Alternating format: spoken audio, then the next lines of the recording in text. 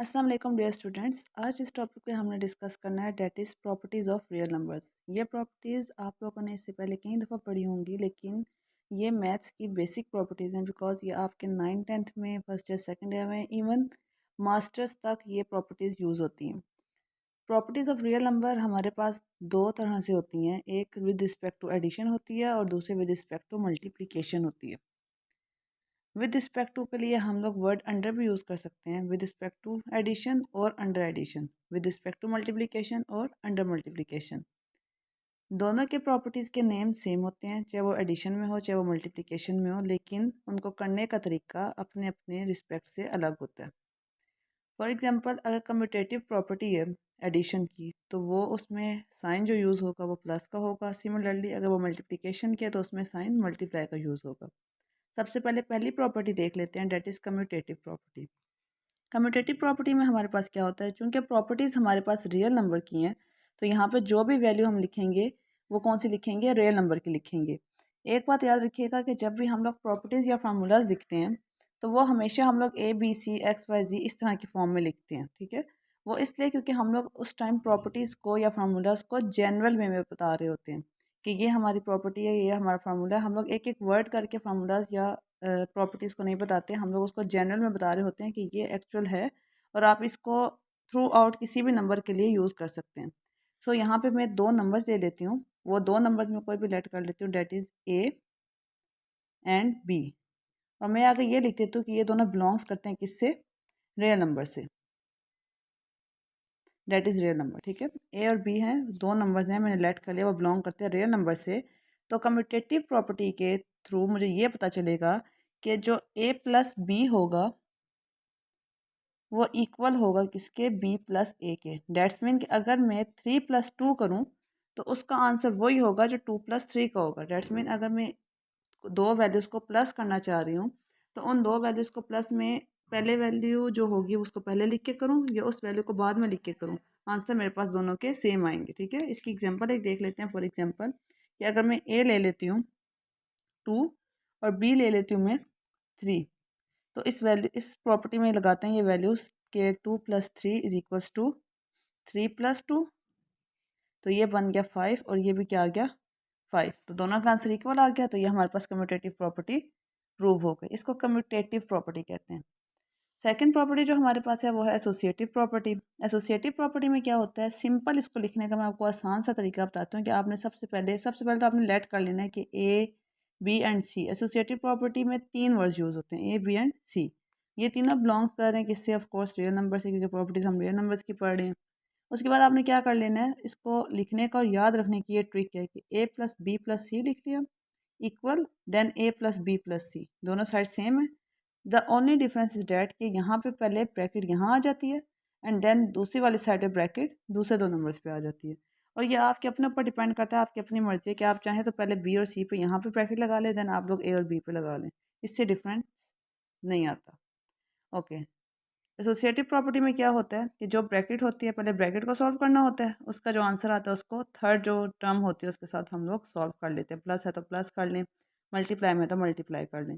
Similarly दूसरी side में पहले इन दोनों वैल्यूज़ को आपने सॉल्व करना होता है, जो आंसर आता है उसको आपने फर्स्ट टर्म के साथ सॉल्व कर लेना होता है और एसोसिएटिव प्रॉपर्टी प्रूव हो जाती है। इसकी भी एग्जाम्पल देख लेते हैं। फॉर एग्जाम्पल मैं यहाँ पे ले लेती हूँ कि A मेरे पास है 1, B मेरे पास है 2, छोटी वैल्यूज़ इसलिए ले रही हूँ ताकि आसानी रहे समझने में, और C है मेरे पास 3। अब यहाँ पे मैं वैल्यूज़ लगाती हूँ, A में मैंने लगा लिया 1, देन B में मैंने लगा लिया 2, bracket close, and then C में मैंने लगा लिया 3 इक्वल्स टू, देन यहाँ पे भी 1 + 2 + 3 है, बस डिफरेंस क्या है कि ब्रैकेट अब 2 और 3 पे 1 + 2 3 एंड +3 साथ एज इट इज़ आ जाएगा, +2 + 3 5 एंड 1 साथ एज इट इज़ आ जाएगा, 3 + 3 6 एंड 5 + 1 6, 6 = 6। तो डैट्स मीन की एसोसिएटिव प्रॉपर्टी ये भी हमारी प्रूफ हो गई, ठीक है। Third property is clear property.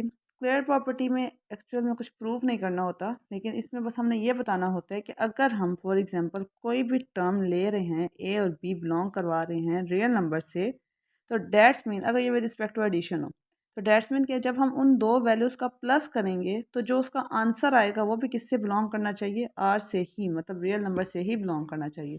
For example कि अगर मैं 1 और 2 लेती हूँ, दो नंबर्स, और अगर मैं इन दोनों का प्लस करूँ तो उसका आंसर आएगा 3, that is also real number. तो डेट्स मीन की क्लियर प्रॉपर्टी यहाँ पे प्रूव होती है। ठीक है, क्लियर प्रॉपर्टी यही हमें बताती है कि अगर हमने दो नंबर्स रियल नंबर से लिए हैं, ठीक है, कोई भी दो वैल्यूज हमने रियल नंबर से लिए हैं, तो जो उसको ऐड करके हमारे पास आंसर आएगा वो भी हमारा रियल नंबर से ही आना चाहिए। Fourth one is additive identity. Additive identity तो ये आप सबको आइडिया होगा कि एडिटिव आइडेंटिटी हमारे पास क्या होती है, ज़ीरो होती है। ठीक है, एडिटिव आइडेंटिटी क्या होती है, ज़ीरो होती है। ये एक शॉर्ट सा आंसर है कि एडिटिव आइडेंटिटी क्या होती है, डेट इज़ ज़ीरो।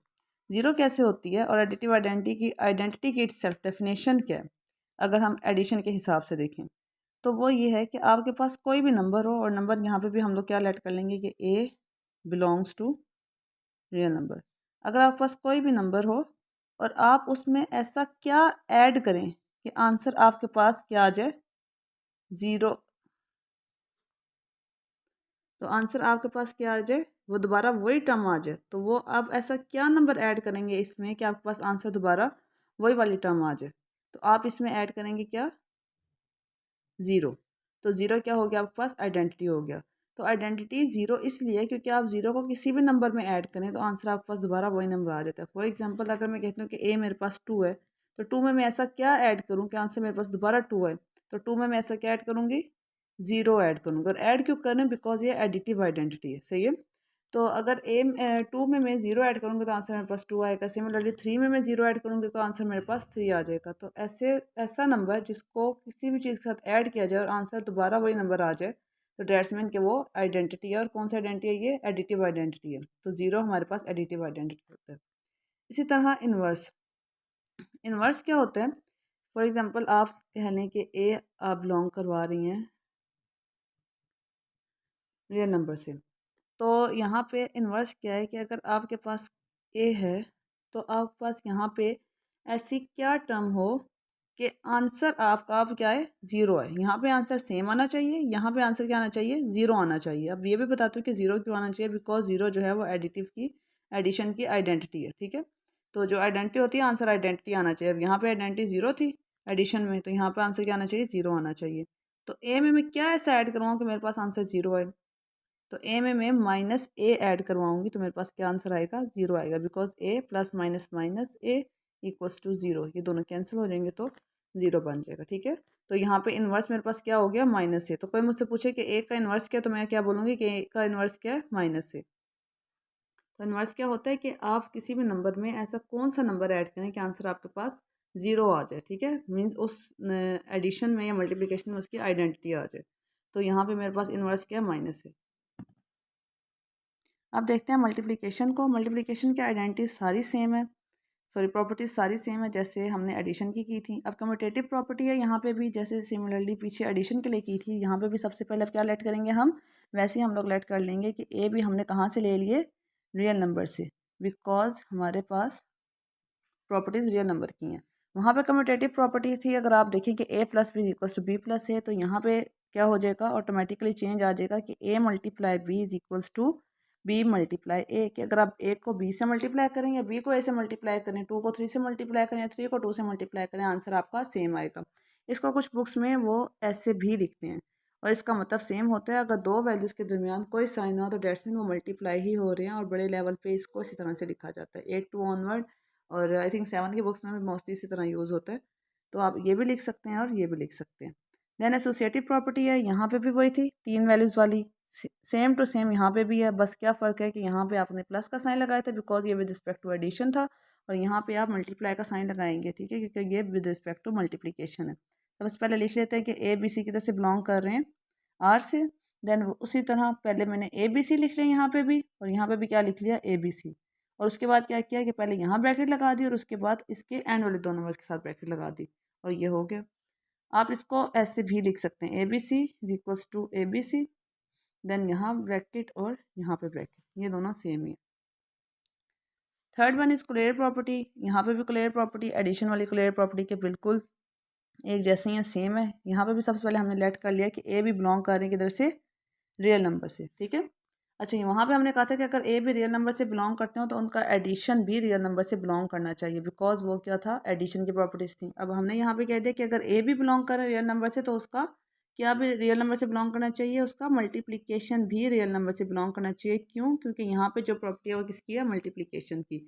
यहाँ तक जो 3 प्रॉपर्टीज़ हमने पढ़ी हैं वो तीनों की तीनों बिल्कुल वैसी हैं जैसे हमने एडिशन की पढ़ी थी। बस डिफरेंस क्या है, मैंने आपको स्टार्ट में बताया था, प्लस का और मल्टीप्लाई का है। यहाँ पर सारी प्लस में थी और यहाँ पर सारी मल्टीप्लाई में है, क्योंकि हमने ऊपर पहले ही लिख लिया कि विद रिस्पेक्ट टू एडिशन है और ये विद रिस्पेक्ट टू मल्टीप्लिकेशन है।